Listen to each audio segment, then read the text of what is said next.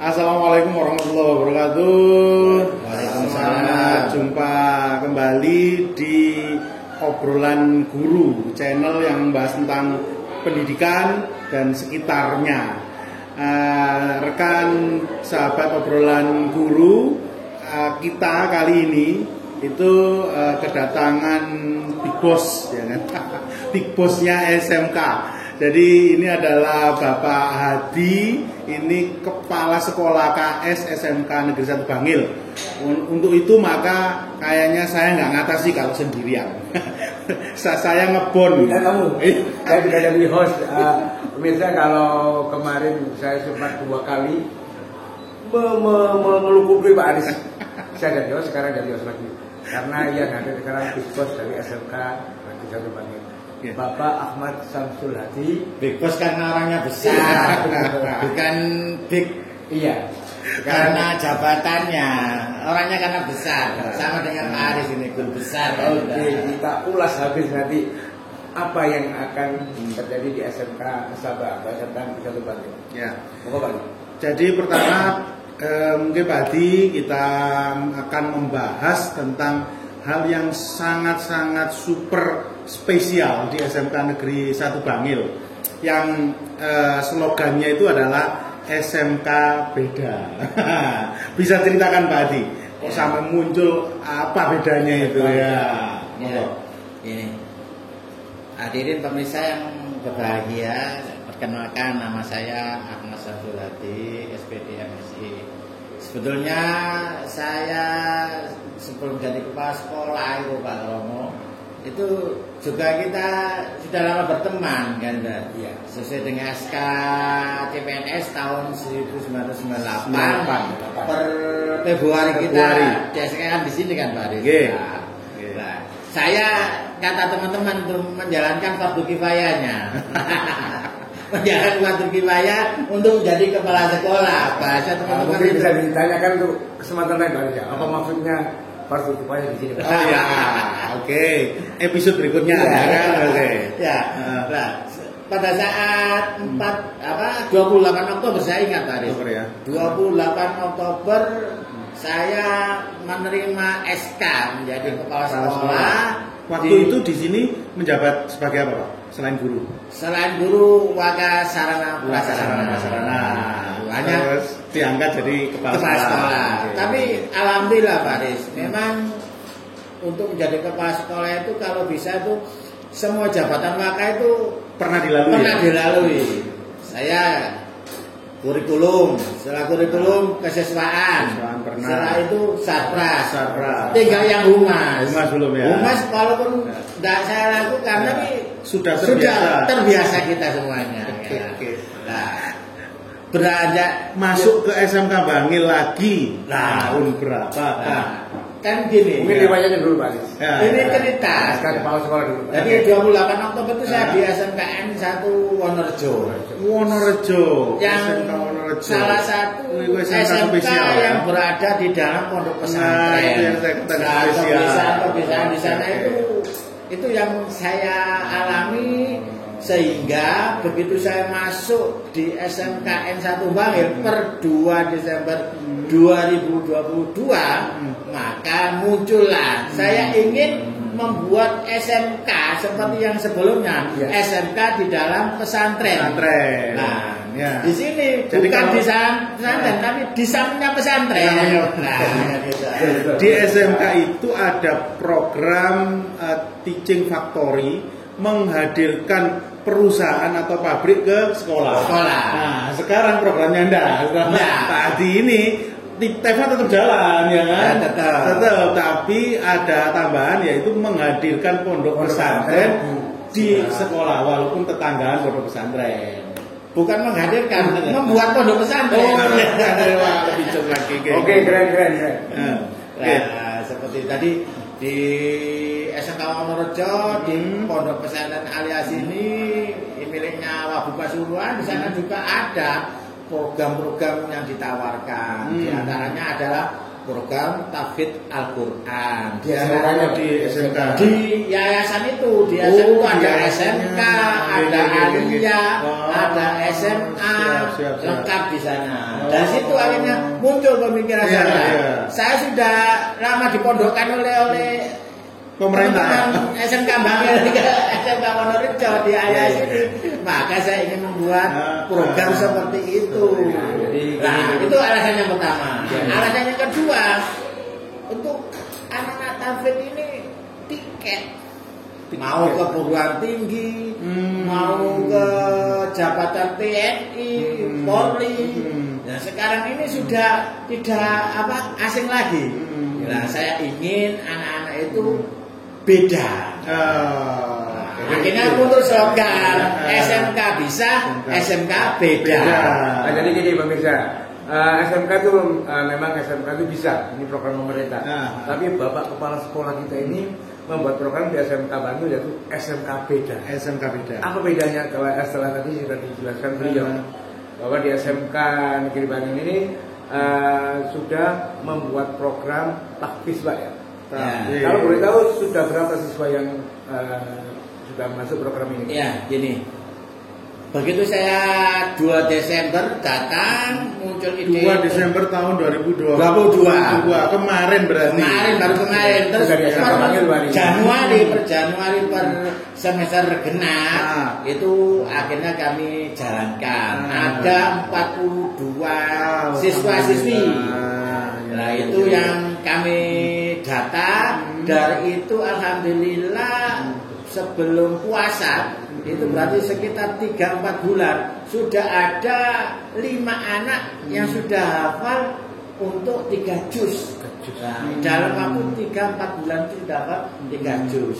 Lah harapannya itu nanti kalaulah dalam 1 tahun itu kita ambil 10 bulan aja, nggak 12 bulan, yang 2 bulan itu liburan, 10 bulan kali 3, 30, berarti harapannya nanti begitu lulus hafal 30 juz, sehingga bisa untuk tiket anak-anak. Mau voucher melanjutkan, mau voucher kerja.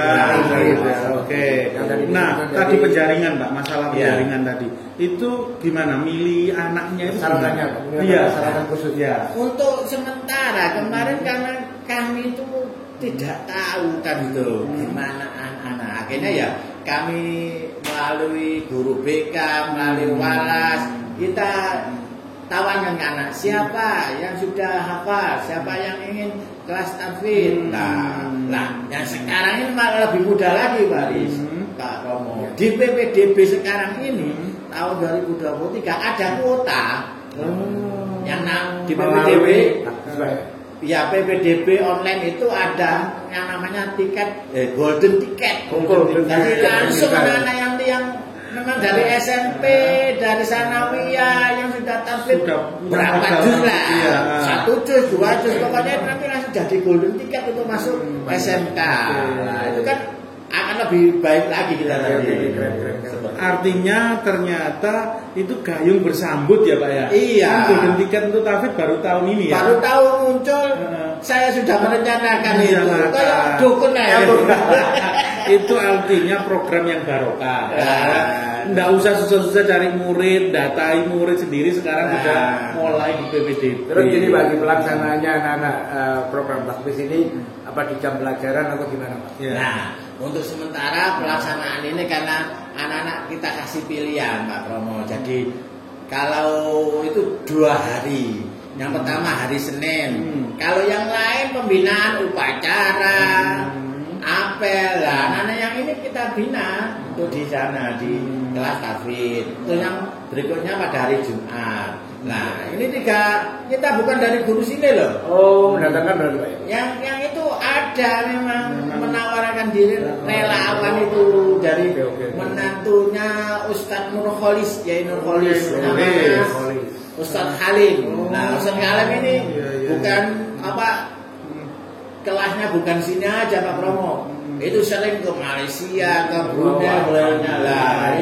Ini harapannya berkenan ngajar di sini. Iya, itu mau menawarkan, menampilkan keistimewaan di sekolah kita. Alhamdulillah. Biar nasabah bukan ahli di bidang IT, teknologi, tapi juga tahfidz jaga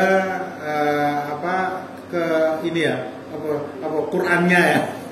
Jadi orang teknik tapi masih bisa jaga kelestarian Qurannya. Keren. Nah, Pak, ini ke depan harapannya Pak KS ini tentang program ini kira-kira gimana, Pak? Harapannya saya, Mas, kalau sebagai saya guru yang berbasis pesantren, memang dari dulu saya itu suka gendok ngeliwet Paris juga katanya juga pernah gendok ngeliwet. Oh pernah, saya jebolan pesantren. Jadi saya itu dulu rencananya 4 tahun tapi hanya kuatnya 4 bulan terus lari. tapi itu pernah Pak, pernah saya rasakan ya. Lah kalau saya kan di Jember di blognya Mas Sidik sana, dari sana akhirnya muncul kalau saya kenapa kok saya kuliah di negeri.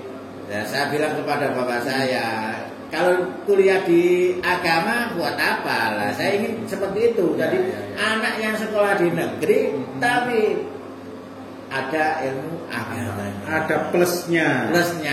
Ternyata plusnya itu juga sekarang di mana saja yang namanya tahfidz Al-Quran itu dihargai. Betul. Sehingga muncul golden ticket. Nah, kalau di BPD sekarang namanya golden ticket. Jadi mungkin dari hadirin yang di rumah punya putra putri SLTP, Sanawiyah, SMP yang punya itu, wah itu langsung sudah golden ticket itu. Iya. Alhamdulillah Pak ya. Iya. Terus mudah-mudahan program ini program yang barokah. Sehingga bisa kalau misalnya ada salah-salah sedikit di SMK Bangil itu gara-gara ada program tahfidz. Setip yang ada setipnya. Ada setipnya itu penting ya. Karena kalau saya sama promo kayak sik durung duwe setip, akeh salah ya.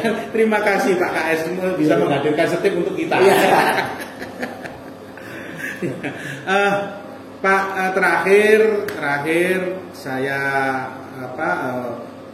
penjenengan Pak KS ini itu bisa menyampaikan barangkali himbauan untuk siswa-siswa kita. Kalau calon kan sudah ada golden ticket. Nah barangkali tadi kan masih berapa persen gitulah, masih sedikit lah dibanding dengan 1.800, 1.900 ya kita itu kan yang ikut program masih sedikit. Barangkali bisa disampaikan di sini nanti kalau siswa-siswa kita melihat itu juga punya greget gitu. Gini Pak Aris, tidak ada kata terlambat. Kita diwajibkan nyari ilmu itu dari lahir sampai liang kubur. Nah kapan hari saya juga ketemu wali murid. Nah itu terus tanya, Pak anak saya itu sekarang itu kelas 1 boleh nggak ikut? Loh boleh Pak, anak saya itu kelas 2. Wali murid itu ya Pak ya? Tanya, ada yang sudah mendengar, tanya Pak anak saya kelas 2 apa nggak terlambat? Nggak apa-apa silakan. Itu ada waktu nanti 1 tahun ke depan. Itu kan artinya memang tidak mesti spesial harus dari kelas 1. Tidak tuh.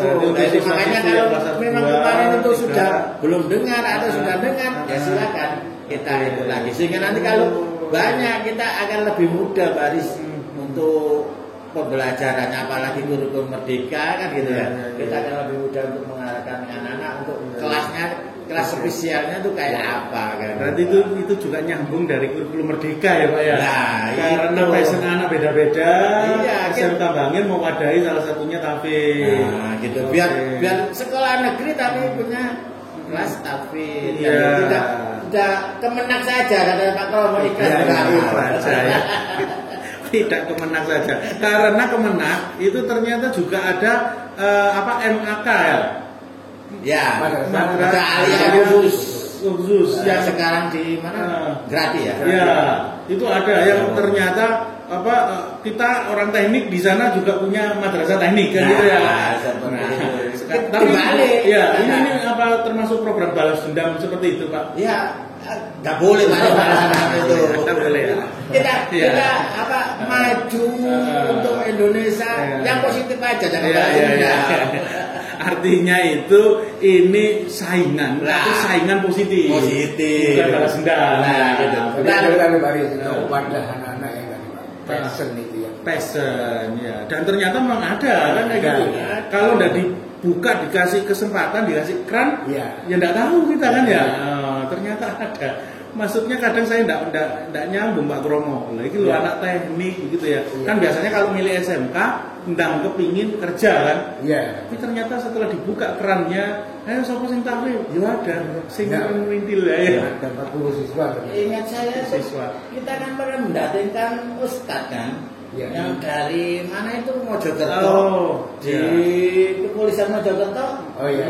Kan benar. Itu seorang mubalak dari kepolisian. Ya, dari TNI Pak. Nah iya, karena seperti itu muncul Kori atau Afid dari SMK Nesab. Apapun bidang profesionalnya, tapi tetap ternyata ada sisi lain ya kan.